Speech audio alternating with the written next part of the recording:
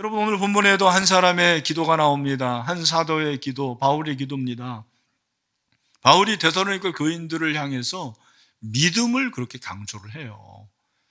자기가 개척한 후에 나왔기 때문에 그 어린 데살로니가 교회 얼마나 걱정이 됐겠습니까? 그래서 자기는 가야 되는데 가질 못하니까 누구를 보냅니까? 디모데를 보내잖아요. 디모데로부터 들어오는 소식이 너무너무 기쁜 거예요. 왜? 믿음 생활 잘하니까. 그래서 오늘 그 기쁜 마음을 가지고 뭐라고 그럽니까? 9절에 보니까 우리가 우리 하나님 앞에서 너희로 말미암아 모든 기쁨으로 기뻐하노니, 기쁨으로 기뻐한다. 이게 아마 수학적 표현인 것 같아요. 정말 기쁘다는 거예요. 목회자의 기쁨은 성도들의 믿음의 성숙이잖아요. 믿음이 잘 자라니까 너무 감사해서 기뻐하고 감사하고 그런 마음으로 이제 하나님 앞에 기도를 하는 거예요. 여러분, 감사가 나오면 항상 뭐가 나와요? 기도가 나와요. 우리 2020년도 신일교회 표어가 뭐예요? 기도와 감사로 알아요. 기도와 감사는 세트예요. 여러분 그 세트 메뉴 아시잖아요. 기도와 감사가 그렇게 세트가 되는데, 감사하니까 기도하게 되는데 그 기도가 10절입니다. 우리 10절 말씀, 오늘 말씀 핵심 구절. 바울이 기도를 하는데 어떻게 기도합니까? 첫 번째는 주야로. 주야가 뭐예요? 밤낮 쉼 없이, 그 말이죠. 심이라고 그랬습니다. 이 심이는 뭐냐면 열심이라는 말이에요. 최상으로 그 말이에요. 그러니까 바울이 데살로니가 교인들을 위해서 하나님께 정말 쉼 없이 기도하고 열심히 기도하는데, 간구한다고 그랬습니다. 이 간구한다라는 것은 하나님께 탄원하는데 이건 소원을 올려드리는 거예요. 데살로니가 전서에 두 번의 기도가 나오는데 오늘 본문과 5장 23절 이후 두 번 나옵니다. 그런데 오늘 이 본문에서 보면 이 기도가 소원의 기도예요. 무엇을 원합니다, 원합니다, 원합니다. 우리 다시 한번 따라합시다. 소원의 기도. 간절한 소원을 가지고 하나님 앞에 기도하는 거죠. 여러분, 하나님 앞에 간절한 소원을 가지고 기도할 수 있는 것이 얼마나 큰 축복인지 모르겠습니다. 그러면 그가 간절한 소원을 가지고 기도하는 첫 번째 기도가 뭐예요? 11절 말씀 또 한번 읽읍시다. 11절 시작. 하나님 우리 아버지와 우리 주 예수는 우리에게를 너에게로 갈 수 있게 하시오며, 그 말은 갈 수 있게 하시기를 원합니다, 그 말이에요. 여러분, 오늘 이 11절 말씀을 잘 보면 하나님 우리 아버지와 우리 주 예수는 그래요. 여러분, 제가 한번 질문해 볼게요. 여러분, 기도할 때 대상이 누구예요? 누구에게 기도합니까? 하나님께 기도하잖아요. 누구의 이름으로 기도해요? 예수님의. 그런데 11절은 좀 다른 거예요. 11절을 보니까 하나님 우리 아버지와 우리 주 예수는 그랬어요. 하나님께만 기도한 게 아니고 누구에게 기도한 겁니까? 우리 주 예수. 성부에게 기도하고 성자에게 기도한 것입니다. 왜 그럴까요? 그 이유가 무엇일까요? 무슨 인물일까요? 예수 그리스도를 하나님과 동등하게 생각하는 거죠. 이게 이제 삼위일체면서 제 마음에는 그런 생각이 들어요. 그가 간절한 소원을 가지고 데살로니가에 가고 싶은데 하나님, 그것만으로 마음이 좀 부족했던 것 같아요. 또 누구를 드는 거예요? 예수님, 하나님, 예수님. 그런 마음을 가지고 하나님 앞에 소원을 올려드리는 거죠. 여러분, 바울이 왜 이런 기도했습니까? 왜 이렇게 기도했을까요? 그가 할 수 있는 일이 그거밖에 없어요. 할 수 있는 사역이 기도밖에 없는 거예요. 뿐만 아니라 그의 마음속에 데살로니가 교인들을 향한 사랑이 너무 커요. 정말 불붙듯한 그러한 사랑의 마음을 가진 것입니다. 여러분, 12절에도 보면은 바울의 그 사랑을 우리가 알 수가 있죠. 또 주께서 우리가 너희를 사랑함과 같이 너희도 피차간과 모든 사람에 대한 사랑이 더욱 많아 넘치게 하사. 바울이 데살로니가 교인들을 얼마나 사랑했는지, 여기 사랑하다, 이 사랑하다라는 것이 헬라어로 아가페요. 여러분 아실 거예요. 아가페 사랑은 어떤 사랑이죠? 무조건적인 사랑이죠. 희생적인 사랑입니다. 헌신적인 사랑이죠. 그런 사랑을 데살로니가 교인들에게 베풀었죠. 자기가 먼저 그렇게 사랑을 한 후에 너희들도 그렇게 사랑하기를 원한다. 사랑이 넘치기를 원한다고 그랬어요. 이게 바로 사랑의 마음이에요. 여러분, 사랑은 그렇습니다. 사랑은 내가 사랑하는 그 대상이 잘 되기를 원하는 거예요. 그렇죠, 여러분도? 내가 사랑하는 그 사람이 잘 되기를 원해요. 내가 원하는 것처럼 되기를 원합니다. 사랑하면 상대방의 행복이 누구의 행복이에요? 나의 행복. 미워하면 상대방의 불행이 나의 행복이죠. 그러면 안 돼요. 상대방의 행복이 내 행복이 돼야 되는 거잖아요. 바울은 데살로니가 교인들의 행복이 나의 행복이 되기를 원했어요. 그게 사랑입니다. 사랑하니까 그런 거예요. 사랑하니까 기도하게 되는 거죠. 우리 같이 합시다. 사랑하면 기도한다. 여러분, 아멘입니까? 사랑하면 기도하게 될 줄로 믿습니다. 사랑하면 만나고 싶고, 사랑하면 상대방의 행복이 내 행복이 되기를 원하고, 사랑하면 기도하고 싶고, 오늘 이 본문이 우리에게 말해주는 거예요. 참 감사하게 지난주부터 이제 거리두기, 사회적 거리두기가 1단계가 됐습니다. 지난주에 보니까 많은 분들이 왔고요. 그동안에 예배 참석하지 못한 분들도 많이 왔어요. 여러분, 그런 분들 보니까 마음이 어떠했습니까? 행복하죠. 그죠? 기쁘죠. 저도 그랬어요. 너무너무 기쁜 거예요. 여러분, 우리가 이 코로나19로 인해서 만날 수 없는 이 가운데 있지만 서로 기도하고, 저는 그런 기도합니다. 하나님, 코로나19가 빨리 종식되기를 원합니다. 그래서 예배가 회복되게 하여 주시옵소서. 정말 마음껏 예배하고 우리 신일교회 교인들이 다 만나서 교제할 수 있는 그날이 속히 오게 하여 주시옵소서. 저의 기도가 여러분의 기도가 되기를 간절히 소원합니다. 이 가을에 드리는 기도예요.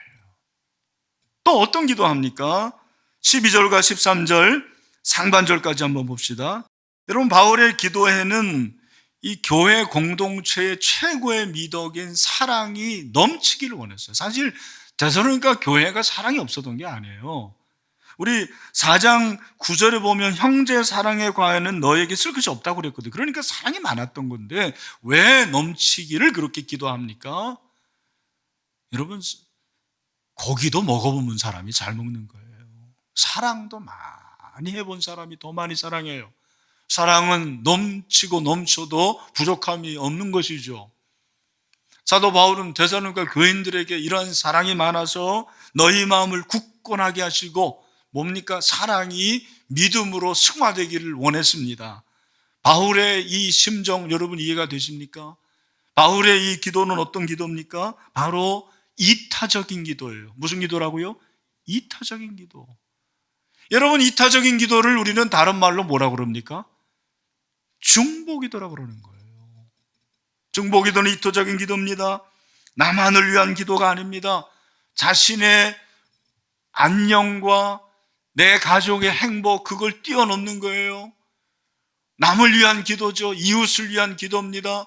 기도의 무게 중심이 옮겨집니다. 자신에게서 이웃으로 그리고 남으로 옮겨지는 그 기도, 이타적인 기도. 하나님이 이타적인 기도를 잘 들어주세요. 중보기도를 잘 들어주세요.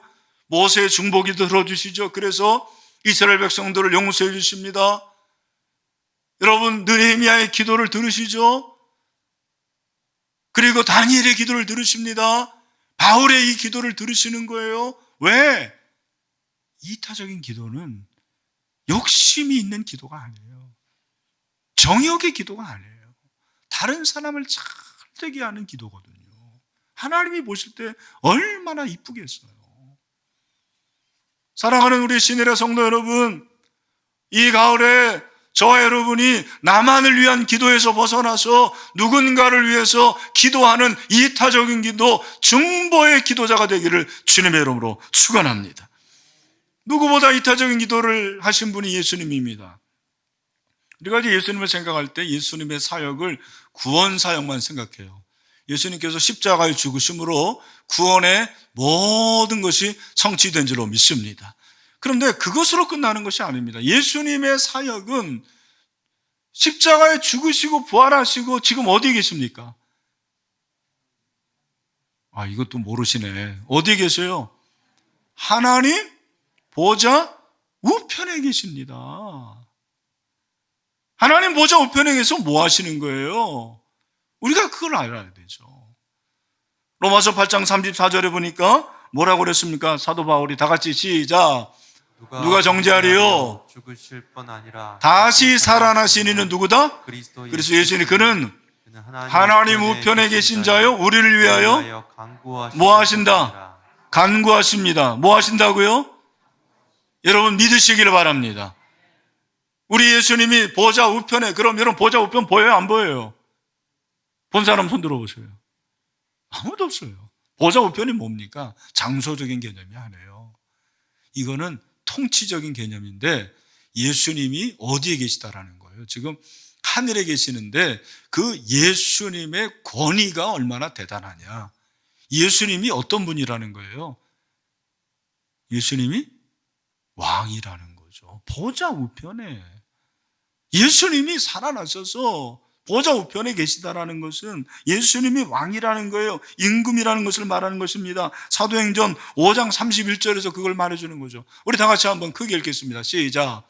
이스라엘에게 회개함과 죄사함을 주시려고 그를 오른손으로 높이사 임금과 구주로 그를 높이사 삼으셨느니라. 뭐와 뭐로 삼으셨느니라? 임금과 구주로 삼으셨느니라. 아멘. 여러분, 예수님은 우리의 임금이 되십니다. 왕이 되십니다. 예수님은 우리의 구주가 되십니다. 그 예수님이 임금이 되셔서 왕이 되셔서 우리를 위해서 중보하고 있다는 거예요. 여러분이 중보라는 것이 물론 기도하는 것도 있지만 예수님께서 하시는 사역을 중보라고 그러는 거예요. 하나님과 우리 사이에서 하시는 일, 그것을 중보라고 말하는 거예요. 예수님이 부활하시고 승천하셔서 제일 먼저 하신 중보 사역이 뭔지 아십니까?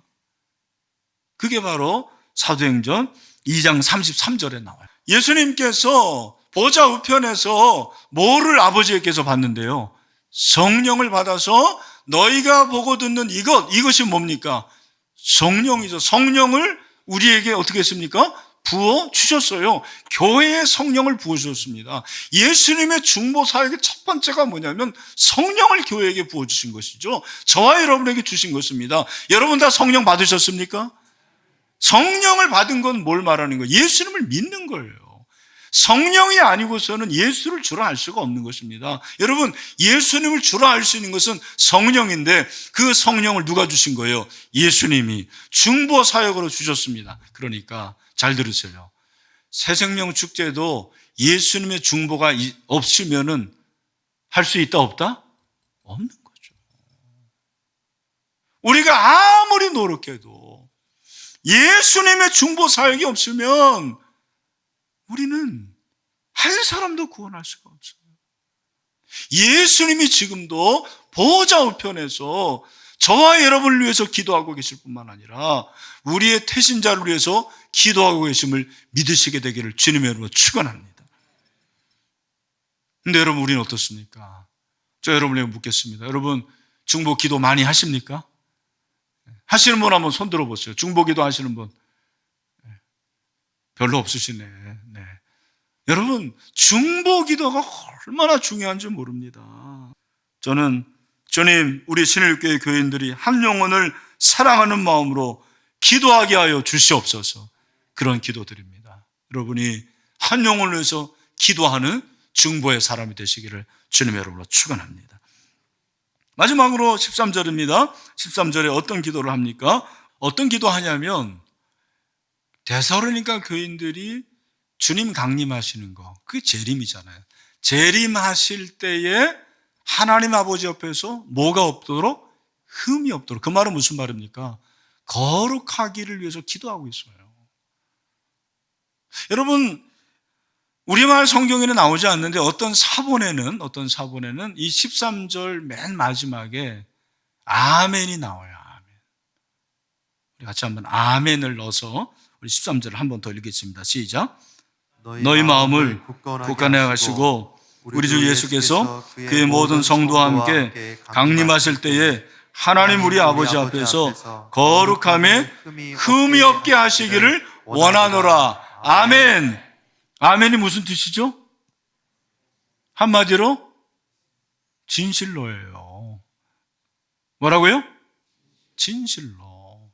그렇게 되기를 어떻게 된다는 거예요? 원합니다. 아멘. 그죠? 바울의 이 기도는 원시적인 기도예요. 원시한적인, 근시한적인 기도가 아니에요. 재림을 바라보는 기도. 이야. 제가 참 제 자신을 보면서 난 참 기도의 수준이 낮구나 하는 생각이 들었어요. 왜? 우리 교인들이 기도할 때 그냥 근시안적으로 병이 낫기를 위해서 기도하고, 뭐 자녀들 좋은 대학 들어가길 기도하고, 사업 잘 되길 위해서 기도하고, 그냥 눈앞에 보이는 근시안적인 기도를 하는 거예요. 바울은 그게 아니에요. 주님이 오실 그날까지 거룩하게 되기를 원한다. 소망의 기도를 드리고 있습니다. 우리가 이 세상을 살면서 한숨 나올 때가 많죠. 눈물 나올 때가 많아요. 정말 떠나고 싶을 때도 많고요. 어떨 때는 죽고 싶을 때도 있어요. 그럴 때 있어요, 없어요? 네, 있어요. 근데 그때 중요한 게 뭐냐? 붙잡는 거예요. 뭘? 소망을 붙잡아야 돼요. 여러분, 소망의 기도를 하시게 되기를 바랍니다. 소망의 기도를 해야 돼요. 예레미야 예가는 예가 3장 19절 20절에서 내 고초와 재난 곧 쑥과 담즙을 기억하소서. 내 마음이 그것을 기억하고 내가 낙심이 되오나. 여러분, 선지자도 낙심해요. 선지자도 절망합니다. 너무너무 가슴이 아픈 사연이 있다라는 거예요. 근데 그때 어떻게 합니까? 21절부터 23절로 다 같이 한번 또 읽어보겠습니다. 시작. 이것을 내가 내 마음에 두었더니 그것이 오히려 나의 뭐가 되었습니까? 소망이 되었사오면, 그 다음에 여호와의 인자와 긍휼이 무궁하심으로 우리가 진멸되지 아니하입니다. 이것들이 아침마다 새로우니 주의 성실하심이 크시도소이다. 아멘. 여러분 잘 들으세요. 여러분의 기도, 그 기도가 더디게 이루어질 수도 있어요. 아니, 지금도 이루어지지 않아서 이게 이루어질까? 그렇게 생각하는 분들도 있을 거예요. 우리의 기도가 더디 이루어질지라도, 아니, 내 기도가 내 생전에서 이루어지는 것을 내가 보지 못할지라도 그 기도가 고귀하고 가치 있고 하나님의 뜻에 맞는 기도라면 여러분, 그 기도 자체가 소중하고 의미가 있음을 믿으시길 바랍니다. 이게 참 중요한 거예요. 우리는 기도가 빨리 응답되고 이루어져야지만 내 기도가 소중하다고 생각해요. 그렇지 않습니다. 오랫동안 기도하고 내가 마음에 소원을 가지고 기도했는데 더디 이루어지는 것, 아직 이루어지지 않은 것, 그래도 그 기도가 고결하고 가치 있고 하나님의 뜻에 맞는 기도라면 여러분, 그 기도 자체가 의미가 있고 그 기도 자체가 하나님이 기뻐하시는 기도라는 것을 꼭 기억했으면 좋겠습니다. 그런 의미에서 소망의 기도가 생명이에요. 제가 말씀드립니다. 기도하지 않는 사람은 사실은 생명이 없는 거예요. 그러나 아무리 병들어 죽어도 고통당해도 소망의 기도를 하면 그 사람은 살아있는 것입니다. 왜? 기도가 생명이기 때문에 그런 거예요. 미국의 중서부 지역에 사는 농부들은 눈보라가 몰아칠 때 안전하게 집에 돌아올 수 있도록 집 뒷문에서 헛간까지 로프를 매두는 습관이 있대요. 그래서 겨울에 밖에 나갈 때, 특별히 눈보라가 몰아칠 때는 반드시 이 밧줄을 잡고 나간다는 거예요. 왜? 중서부의 겨울이 너무 눈이 많이 오고 이 눈이 오면 결국에는 강하게 불어닥치는 그 눈보라 때문에 앞이 안 보는 거예요. 심지어는 이 자기 손도 안 보인대요. 그 정도로 눈보라가 거센 거예요. 위험합니다. 근데 이러다가 밖에 나가서 많은 사람들이 길을 잃고 헤매고 눈보라 속에서 얼어 죽는다라는 거예요. 자기 집인데도 빙빙 돌다가 그냥 죽는 거예요. 심지어는 제일 안타까운 것은 그렇게 헤매다가 겨우 들어왔는데 현관 몇 발자국 앞에서 얼어 죽어서 그런 사람도 있다는 거죠. 그래서 반드시 로프를 매달아 놓고 눈보라가 몰아칠 때는 밖에 나갈 때 이 로프를 붙잡고 나간다는 거예요. 이거 놓치면 안 돼요. 사랑하는 성도 여러분, 우리 인생의 눈보라가 얼마나 많이 몰아칩니까? 근데 그때 우리가 붙잡아야 될 것이 무엇입니까? 예수 그리스도를 붙잡아야죠. 기도를 붙잡아야죠. 여러분, 기도하면 살아나게 될 줄로 믿습니다. 기도하면 사는 거예요. 히브리서 6장 18절 19절 이는 하나님이 거짓말을 하실 수 없는 이 두 가지 변하지 못할 사실로 말미암아 앞에 있는 소망을 얻으려고 피난처를 찾은 우리에게 큰 안위를 받게 하려 하심이라. 그 다음에 다 같이 시작. 우리가 이 뭐를 가지고? 소망을 가지고 있는, 뭐를 가지고 있다고요? 소망을 가지고 있는 것은 영혼에 갖다서 튼튼하고 견고하고 휘장 안에 들어가나니. 여러분, 인생의 닻이 소망이에요. 지난번 태풍 매미, 여러분 태풍이 오니까요 파도가 얼마나 높은지 15m 막 그렇게 된대잖아요. 웬만한 건물보다 훨씬 높아요. 놀라운 것은 그 태풍이 그렇게 몰아치는데 항구에 정박해 있는 배들이 떠내려가요? 떠내려가지 않아요? 안 떠내려가요. 왜? 뭐가 있어서? 닻이 있어서. 아무리 일여편주 정말 보잘것없는 배라 할지라도 닻이 있으면 떠내려가지 않아요. 우리 인생이 그런 것 같습니다. 우리 인생이 얼마나 연약합니까? 힘이 없잖아요. 무능하잖아요. 우리가 얼마나 참 작은 것에 상처받고 두려워하는 자들입니까? 여러분 꼭 기억하십시오. 우리 인생에 예수 그리스도가 소망이 되시면 안전합니다. 기도하면 안전합니다. 이 소망의 기도를 여러분이 꼭 드릴 수 있게 되기를 주님의 이름으로 축원합니다. 혹시 소망을 버리고 소망을 포기한 분들이 있습니까? 끝까지 소망을 붙드세요. 저는 이런 기도합니다. 하나님, 우리 신일교회 성도들 끝까지 소망을 붙잡게 하여 주시옵소서. 말씀을 마무리합니다. 제가 오늘 설교 제목을 뭐로 정했죠? 가을에 드리고 싶은 기도입니다. 제가 이 설교 준비하면서 깨달은 거 뭐냐면 바울이 드린 기도가 사실은 제가 드려야 할 기도더라고요. 네, 제가 하나님 앞에 드려야 될 기도예요. 특별히 이 가을에 우리가 한 영혼을 위해서 기도해야 되고 그들이 돌아오기를 원해야 되고 무엇보다도 우리 모든 성도들이 코로나를 잘 이겨야 되거든요. 코로나19가 우리에게 주는 여러 가지 변화가 있는데 제가 보니까 여유가 좀 생기는 것 같아요. 그래서 걷기도 하고 저도 요즘에 많이 걷습니다.